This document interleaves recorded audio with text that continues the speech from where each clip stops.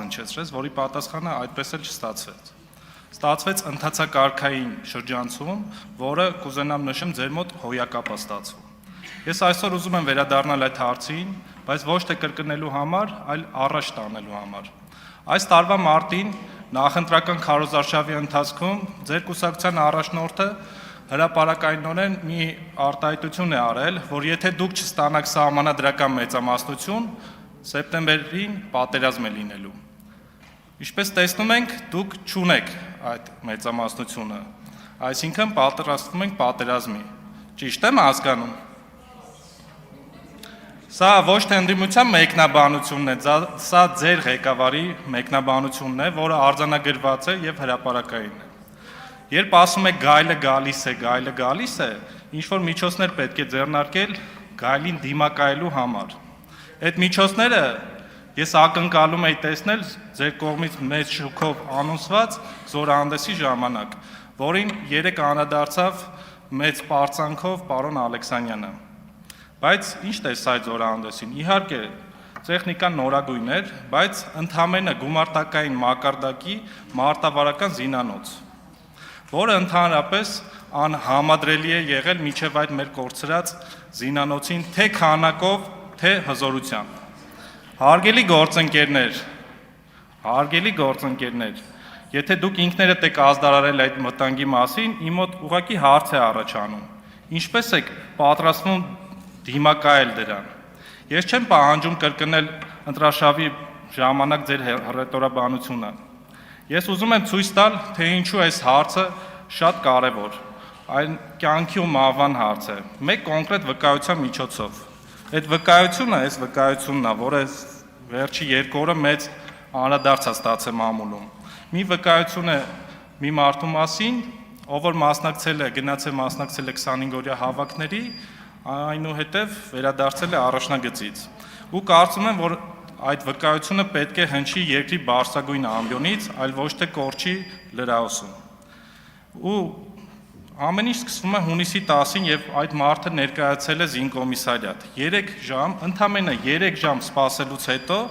զինկոմիսարիատում պարզել են, որ 3 հոգի ավել են կանչել։ Դա նշանակում է, որ 20 թվականից հետո ընդհանրապես չի արդիականացվել զինկոմիսարիատները։ Ձեր ասած նորագույն տեխնոլոգիաները չեն ներդրվել այնտեղ։ Հետո եղել է հաստիկների բաշխում։ Մարդ, ում պետությունը կես տարի սովորեցրել է մասնագիտություն, ապա տարիների ընթացքում շարունակ չի կիրառել այն, կանչվել է հավաքի ու պարզել է, որ իրեն ուրիշ հաստիք են նշանակել։ Իսկ դուք պատկերացնում եք 7 օրվա ընթացքում ինչքան դժվար է նոր զինվորական մասնագիտություն ձեռք բերելը։ Ես պատկերացնում եմ։ Հարգելի գործընկերներ, եթե դուք կրճատել եք ժամկետային զինվորական ծառայության ժամկետը, դա հիմնավորելով, որ ունենալու ենք մասնագիտացված, մարտունակ, պարապած ռեզերվ, ապա այս փաստը մեկ հարց է առաջացնում։ Այդ ինչ ռեզերվի մասին ենք մենք հիմա խոսում, եթե մենք նույնիսկ չգիտենք ով ինչ գիտի։ Իսկ հիմա անցնենք դիրքերին։ Երբ դիրքեր է բարձրացել այս մարդը, ձեր կողմից շատ գովազդված ամրաշինական կառույցների ոչ մի նմանություն չեն ունեցել։ Չի եղել ոչ թաքստոց այդ դիրքերում, առաջնագծի մասին է խոսքը։ Ոչ թաքստոց է եղել, ոչ տարական աղվեսափոս, ոչ ծածկված խրամուղիներ, ոչ հեսա կանադառնամ, ոչ ծածկված խրամուղիներ, ոչ փակ կրակակետեր, իմիջայլոց պարոն Քոչարյան, անդրադառնալով ձեր տված հարցին, նրանք հաստատ երազում էին, որ գոնե հասարակության կողմից կառուցված գմբեթ 2-ներում գտնվեին, որը դուք թմբիկներ եք անվանում։ Գմբեթ 2-ը փակ կրակակետ է։ Հիմա լսենք զինատեսակների ցանկը ինչին հանդիպել են այդ դիրքերում։ Նռնական նետի նռնակներ կար, բայց այդ նռնական նետը ինչով պետք է կրակեն չկար։ AK-74-ի փամփուշտներ կար, AK-74-ը չկար։ Գնդացրորդը մարդը կար, որ պետք է գնդացրից օգտվեր, բայց գնդացիրը չկար։ Կորդի հաշվարկը կար, կորդը չկար։ Ու դրանից հետո ավելացվել է ԱԹՍ հաշվարկը ավելացրել, ԱԹՍ հաշվարկից մարդ կար, բայց ձեր կողմից գնված այդ 30,000 ԱԹՍ-ներից գեթ մեկը այդ դիրքում չի եղել։ Սա գրված է մի մարդու կողմից, ով 14 օր զոր ու գիշեր անցկացրել է այդ դիրքում հակառակորդից ընդամենը 150 մետր հեռավորության վրա։ Ու վերջում իմ արուկ, թերևս էսի ամենից շատն է ասում մեր իրականության մասին։ Զենքերը նոր էին, ինչը շատ գովելի է, որ վերջապես պահեստազորայիններին նոր զենքեր են տալի, խոսքը AK-103-ների մասին է։ Կարելի ասել յուղը վրան զենքեր էին, բայց այդ յուղը վրան զենքերի հետ չեն տրամադրել զենքի խնամքի համար, ամենօրյա խնամքի համար անհրաժեշտ յուղ։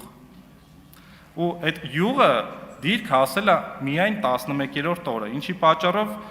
վնասվել է, ժանգոտվել է այդ զենքերը։ Ու սա առաջին անգամը չէ, երբ մենք բախվում ենք այս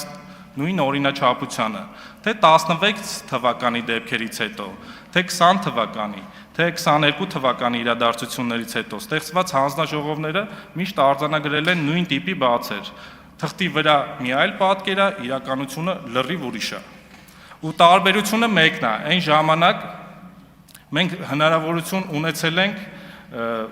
այսինքն եզրակացությունները անում ենք հետո, իսկ այժմ մենք հնարավորություն ունենք եզրակացությունները գործը անել մինչև։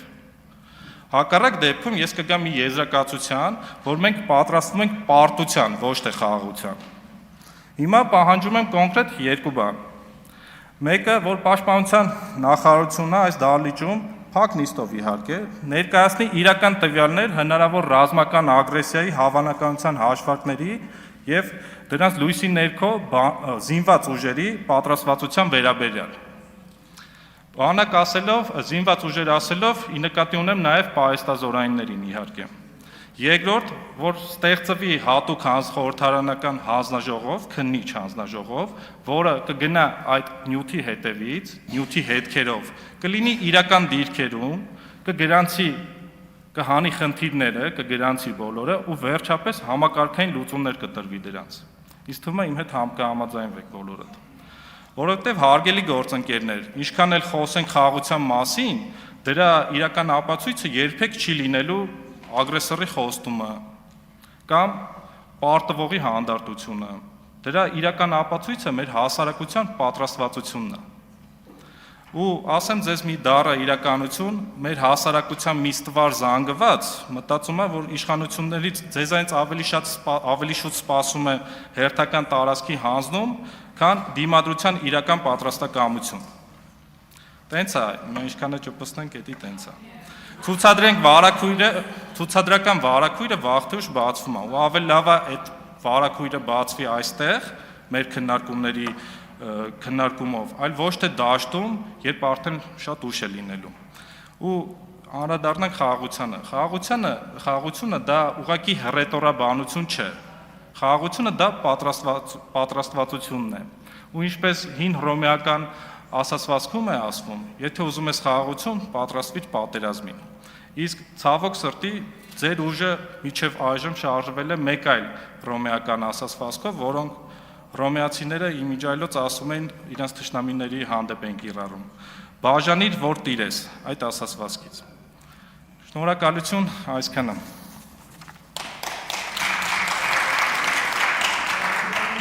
Ամիկոն Աստանյան, պատրաստ